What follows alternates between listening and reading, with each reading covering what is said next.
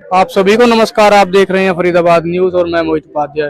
दोस्तों, इस वक्त हम जो हैं डबुआ चौकी के बाहर और सामने आपने कुछ लोग देख पा रहे होंगे। आपको बता दें, सुरेश जो कि इसकी बॉडी ओल्ड फरीदाबाद की रेल की पटरी पर मिलती है और बताया जा रहा है किसी लड़की का चक्कर है। आइए परिवार वालों से जानते हैं आखिर क्या था पूरा मामला। क्या बात हुई लोग? परसों मारने के लिए आए थे घर पे अचानक हाँ। क्या बात हुई थी? क्यों मारने आए थे? फोन कर रहे हो, फोन पे बात हो रही थी, फोन पे काट दिया उसने। मैं हाथ जोड़ रहा था, तुरंत आ गए वो मारने के लिए। नहीं, मामला क्या था शुरू से बताइए। लड़की का मामला था। कोई रूबी नाम की लड़की सुरेश को धमका रही थी। आपके लड़के के? मेरे लड़के सुरेश। अच्छा, उसको धमका रही थी। अच्छा, फिर तो वो रूबी से यही है कि कह रहा था कि हमसे कि भाई ये मुझे धमका रहे, घर पे आके मुझे मारा। घर के अंदर बीच वाले लड़के को चोटें आई काफी, घरवाली को भी, इसके भी चोटें आई। मैंने हाथ जोड़ के नहीं समझा। मारने वाले कौन थे? उस लड़की के परिवार वाले? लड़की के परिवार वाले, चाचा नहीं, वो सिमरन के, रूबी की दोस्त थी। सिमरन। क्यों मारा रूबी ने? लड़की के साथ? सिमरन के साथ। सिमरन ने क्यों मारा था?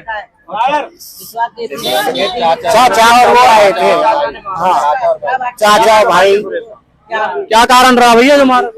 यह कारण ये था, सिमरन नाम की लड़की थी जिससे अफेयर चल रहा था मेरे भाई का, मतलब संबंध थे। तो उसमें क्या था, उनके बीच में कोई तीसरी लड़की थी जो मेरे भाई को धमका रही थी बार बार, और बार बार ब्लैकमेल कर रही थी। मैं ऐसे सैलमेन कर रही थी कि मैं ये करवा दूंगी, तुझे मरवा दूंगी।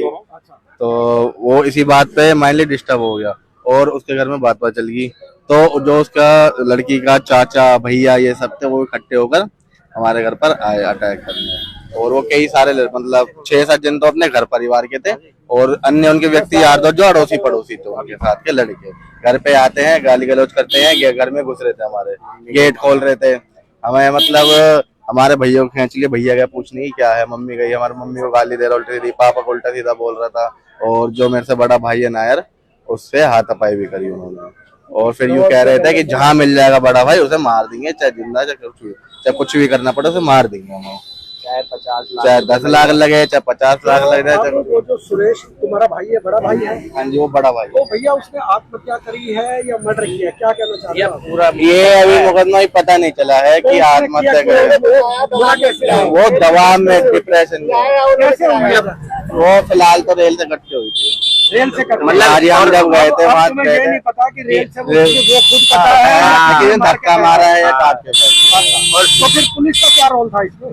पुलिस का रोल अभी कुछ भी नहीं है। हम आए हैं डबुआ चौकी, अच्छा, यहाँ पर अभी हमने कंप्लेन दी है, कोई कार्रवाई नहीं करी। जब आपको धमकी दी थी, जब आपने कंप्लेन नहीं करी? हमने करी थी, पहले हमने कंप्लेन करी थी। तो वो जब भी थाने चौकी में बात हुई थी तो यहाँ भी धमकी ही दे रहे थे, कह रहे चाहे 10 लाख लग जाए, चाहे 50 लाख रुपए लगा पड़ जाए मुझे, लेकिन मैं जिंदा मार दूंगा जहाँ मिल जाएगा। और उसकी रिकॉर्डिंग, ये लड़की का चाचा राजेश सिमरन का चाचा। अब आप क्या कहना चाह रहे हो? ऐसा उसका चाचा है राजेश, उसकी हमारे फोन में रिकॉर्डिंग है, मैं रिकॉर्डिंग दे सकता हूँ। और वो फोन में क्लियर कह रहा है कि जहाँ भी सुरेश मिल गया उसे जान से मार देंगे, छोड़ेंगे नहीं। जहाँ भी मिल गया उसे मार के छोड़ेंगे। लेकिन सुरेश तो अब चला गया। और उससे पहले वो घर पे भी आए, हमला किया उन्होंने। उसकी सुरेश की माँ को मारा है, उसके भाइयों को मारा है। आप चोट भी देख सकते, चोट दिखाओ, रोडों से मारा है। घर पे सुरेश के भाई हैं, चोट के निशान भी हैं और हाथ पर भाई है। रोड से हमला किया भैया, रोड से डंडों तो ये सुरेश कब गया रेल की पटरी पे? वहाँ कब कल गया है। अच्छा, हमें ये नहीं पता कौन गया साथ में, कौन नहीं गया, किसने मारा नहीं मारा। हमें तो वहाँ पे छिन्न भिन्न हालात में उसकी बॉडी मिली है। कौन से रेलवे स्टेशन पे? ये ओल्ड फरीदाबाद स्टेशन पे, प्लेटफॉर्म नंबर 3 पे। तो अब आप क्या कहना चाह रहे हो? हमें न्याय, तो किसी ने मार के देखा है या उसने आत्महत्या की है? देखो इसके बारे में हम कुछ नहीं सकते, लेकिन इसे मरवाने में उन लोगों का ही हाथ है, सिमरन और उसका चाचा, क्योंकि वो धमकी दे रहे हैं। उनकी रिकॉर्डिंग है हमारे पास।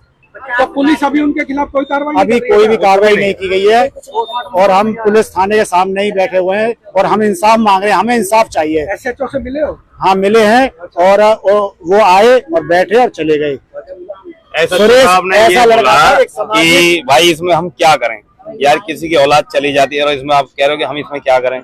किसी की औलाद किसी माँ के लिए बहुत बड़ी कीमती चीज होती है। अगर ये प्लान मर्डर है तो उसी हिसाब से इन्वेस्टिगेशन करें। देखो कुछ भी हुआ है, अगर ये प्लान मर्डर ही है जी। फोन पे धमकियां दे रही है लगातार वो लड़की व्हाट्सएप और मैसेज के माध्यम से, जिसमें फोन पे आपको रिकॉर्डिंग सुनाऊं अगर, जिसमें उसके चाचा ने, लड़की के चाचा ने बोला है कि हम इसे जान से मार देंगे, और रूबी ने लगातार मतलब उसे 2-3 दिन से मैसेज कर व्हाट्सएप पे और टेक्स्ट मैसेज पे उसे धमकियां दी गई है कि मैं तेरे घर पे 50-60 लड़के ला रही हूँ, तुझे मरवा दूंगी।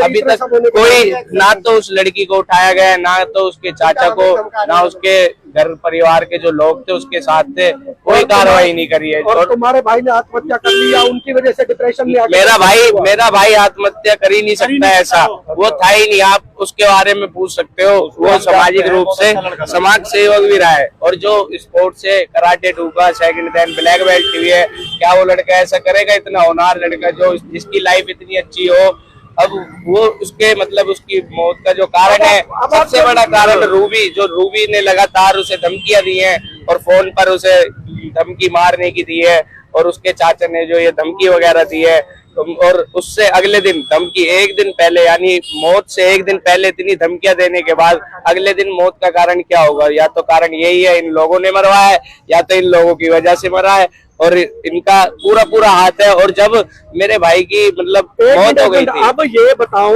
अब ये कह रहे हैं कि एक ASI ने बुला के तुम्हारे पापा से 2 केस साइन करवा लिए और समझौता करवा लिया, और उसके बाद अगले दिन यानी कि जिस दिन मेरे भाई की मौत हुई थी, वो अपना घर पे ताला लगाकर सारे घर से फरार हुए पड़े हैं। घर से वो लोग जो सिमरन लड़की, सिमरन भी, उसके चाचा वगैरह भी, और उसकी वो फ्रेंड है जो रूबी, सब वो घर पे ताले लगा के फरार हुए पड़े हैं। तो हमें पूरा शक है इस बात पर कि जो भी मतलब हमारे भाई के साथ आनी हुई है, इनमें पूरा हाथ इनका है, कहीं ना कहीं से है। वाले भी इन्वॉल्व है। हाँ जी, बाकी हाँ, जो लोग घर पे हमला कर सकते हैं, मारपीट कर सकते हैं परिवार के साथ, और फोन पे वो धमकी दे रहे हैं, क्या वो कुछ भी कर सकते हैं।